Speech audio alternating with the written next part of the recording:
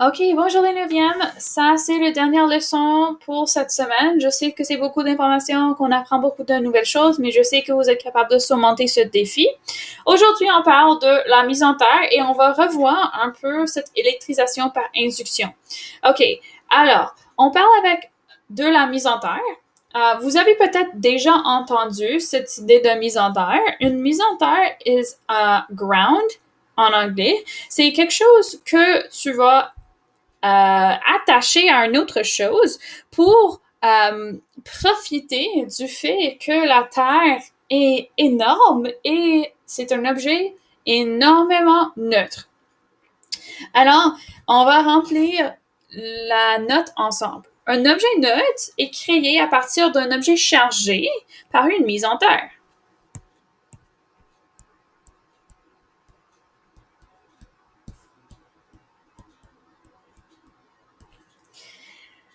Une mise en terre, c'est quelque chose c'est qu'on utilise pour neutraliser les choses, les autres objets, mais c'est composé d'un fil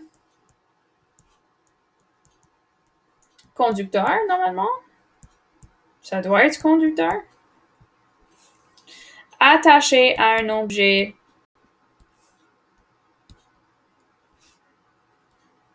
vaste et neutre. Et cet objet, c'est la Terre.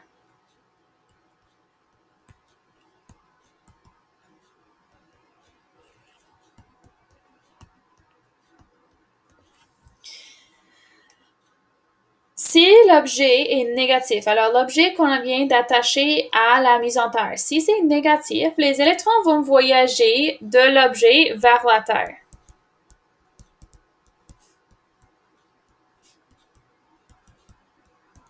OK, alors je vais vous faire un petit dessin. Alors, si on a un objet qui est négatif, on va l'attacher à la Terre avec une mise en terre. Ça, c'est le symbole pour la mise en terre. Les électrons vont voyager de l'objet vers la Terre qui est ici. OK, la Terre est neutre et donc, ça va prendre les électrons. Si l'objet est positif, les électrons voyageront de la Terre vers l'objet.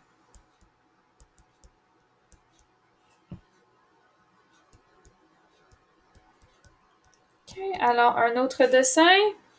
Cercle. Beaucoup de plus. Mise en terre. Des électrons qui viennent de la Terre. Les électrons vont aller vers l'objet. Et ça, c'est comment fonctionne une mise en terre. Peut-être vous voulez savoir quelques définitions. Alors, conducteur, c'est un matériau qui laisse passer facilement les électrons.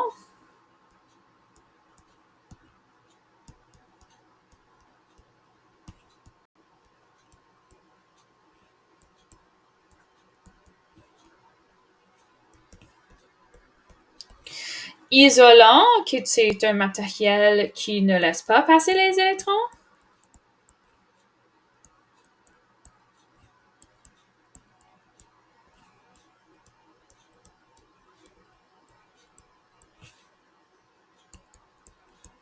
Et un semi-conducteur, c'est entre les deux. Okay? Et nous, les êtres humains, nous sommes des semi-conducteurs. Alors, on est capable de laisser passer les électrons et on est capable de les isoler aussi. OK. Maintenant que vous avez cette connaissance de la mise en terre, on va revoir cette électrisation par induction. Alors, voici le diagramme que j'ai tenté de dessiner la dernière fois qu'on était ensemble. Alors, on a cet électroscope. OK? Et on a une tige négativement chargée. On va l'approcher à l'électroscope et on va voir qu'est-ce qui arrive. Alors, je vais remplir le terrier qui est négativement chargé. Alors, quand une tige négativement chargée est placée près de la sphère de métal neutre, alors au début, l'électroscope, la balle est neutre. OK? Mais si on approche avec une tige négativement chargée, OK, alors ça c'est au début, on a la même quantité d'électrons qu'on a de protons, de charge négative qu'on a de charge positive. On va l'approcher avec ce bâton négatif. Ces électrons vont aller vers le bas. OK? Et ça va causer un surplus d'électrons dans les feuilles. OK? Alors, ce qui va arriver, OK, les charges de la sphère sont repoussées par cet bâton et vont se situer du côté éloigné de la sphère. Okay. Et ce qui va arriver aussi, c'est qu'on va avoir comme une côté qui est plus négatif que l'autre va être plus positif aussi, mais on va aussi voir que ça va descendre dans les tiges.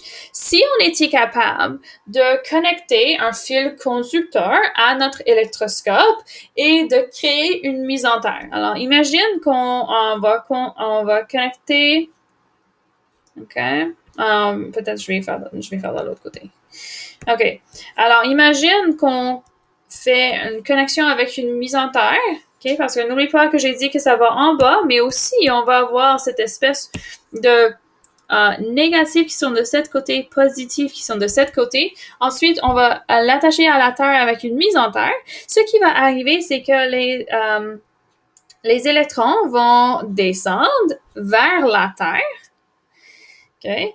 Et donc, les électrons vont s'échapper de l'électroscope vers la Terre. Si, par exemple, on va enlever ensuite cette mise en terre, ce qui va nous rester, c'est une balle qui va être positivement chargée. Alors, on vient de charger une balle sans la toucher. Okay? C'est assez intéressant. Alors ici, ça, c'est un diagramme qui démontre ce que je viens de vous expliquer. Alors ici, tu as la balle qui est neutre au début. Okay? Tu as la balle neutre. On approche avec une tige négativement chargée. Tu vois qu'il y a les plus de ce côté, les moins de ce côté. On attache une mise en terre à cet côté de la balle, ce qui va faire échapper les électrons vers la Terre. Ensuite, on enlève cette mise en terre et ce qui nous reste, c'est une balle qui est positivement chargée.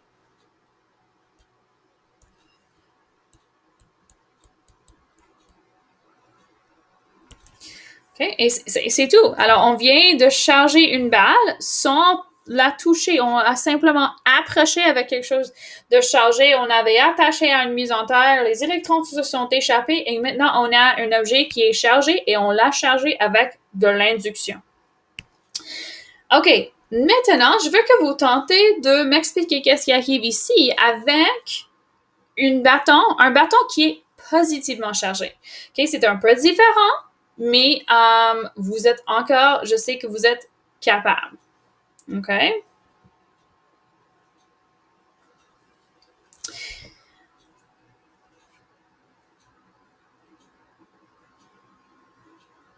OK, bienvenue.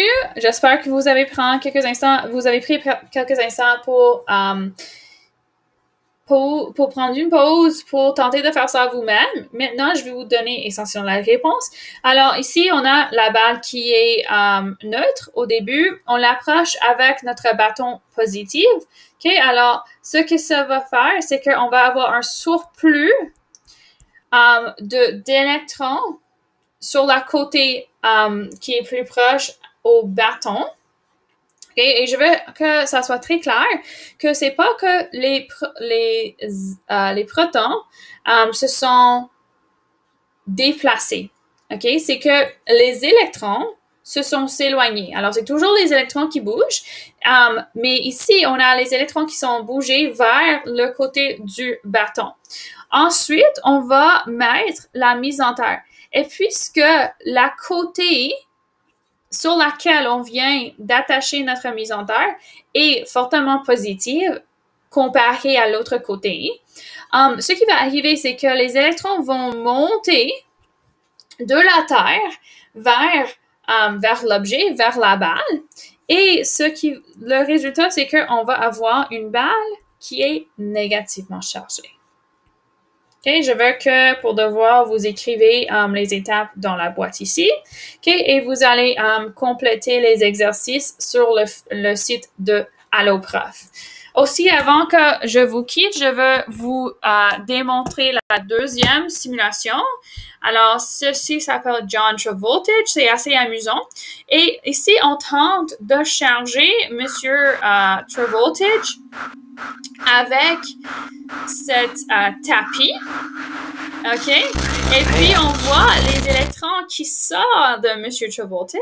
Je vais pas vous dire qu'est-ce qui arrive, mais l'indice que je vais vous donner, c'est qu'on a deux différents, pas phénomènes, mais essentiellement, si vous pensez à les choses qu'on avait apprises jusqu'à date, il y a deux choses différentes que vous devrez considérer dans votre réponse au Google Classroom quand vous m'expliquez qu'est-ce qui arrive dans la simulation? Pourquoi est-ce qu'on observe ce qu'on observe? Alors, encore, ce que j'attends, c'est sur Google Classroom, vous me donnez une explication de un des deux simulations que vous avez vues. C'est votre choix de choisir celui que tu veux faire. Et ça, c'est tout. Alors, on se revoit bientôt. Encore, si vous avez des questions, n'hésitez pas de me contacter. Au revoir.